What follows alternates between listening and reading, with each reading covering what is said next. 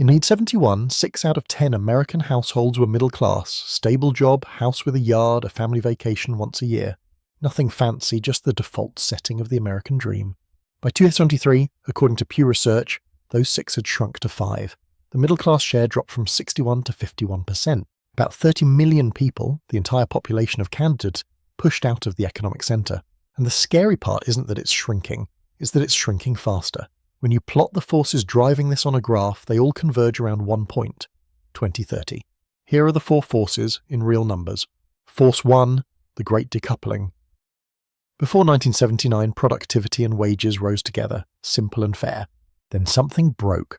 From 1979 to 2005, according to the Economic Policy Institute, productivity rose about 90%. Wages? Just 33%. Your output more than doubled. Your paycheck barely budged. Wealth was created. It just didn't go to the people who created it. Force 2, the Great Concentration. So where did the money go? Upward. In 1979, the top 1% took about 9% of national income. By 2022, that doubled to 18%. Federal Reserve data shows the top 1% now owns 31.7% of all US wealth, a record. Meanwhile, the middle class's share of total household income dropped from 62% in 1970 to 43% in 22. The money didn't vanish, it got sucked to the top. Force 3, the cost of living trap. In 1985, the median home cost 3.5 times the median income. Manageable. By 2005, that ratio hit 5. According to the National Association of Home Builders, 57% of households can't afford a $300,000 home. Oxford Economics says you now need $110,000 a year to afford a single-family house. Median income is $80,000. A majority of Americans are mathematically locked out of home ownership, the single most important wealth-building tool the middle class ever had.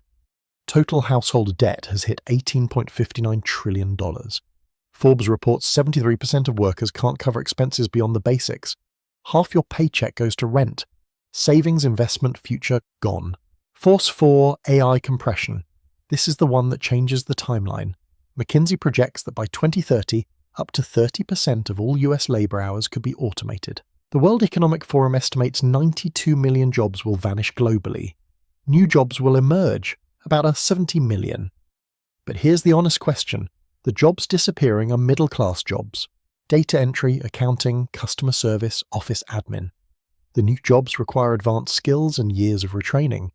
Most people displaced from the middle won't rise, they'll fall. Here's where it all converges. Wages that can't keep pace. Record wealth concentration at the top. Housing and living costs a majority can't afford, and AI automating the very jobs that held the middle class together. Each one alone is a slow burn. Together, they're accelerating toward the same point. Pew recorded a decline of about 2 percentage points per decade since 1971. Even if that rate just doubles, a conservative estimate, by around 2030, middle-class stability flips from the norm to the exception. Economists call it an hourglass economy. You either prosper or survive. Almost nothing in between. The old formula, graduate, get a job, buy a house, retire, is mathematically breaking down. That doesn't mean the future is hopeless, but it will belong to those who see the math clearly and move before the curve catches them. The middle class was never guaranteed. It stood on 4 pillars: strong wages, affordable housing, manageable debt, and irreplaceable jobs. All 4 are cracking, and math doesn't care about our feelings. If this made you think about where you stand in the equation, hit subscribe. Next video, I'll bring you something you didn't know, and it probably won't be what you expect. See you then.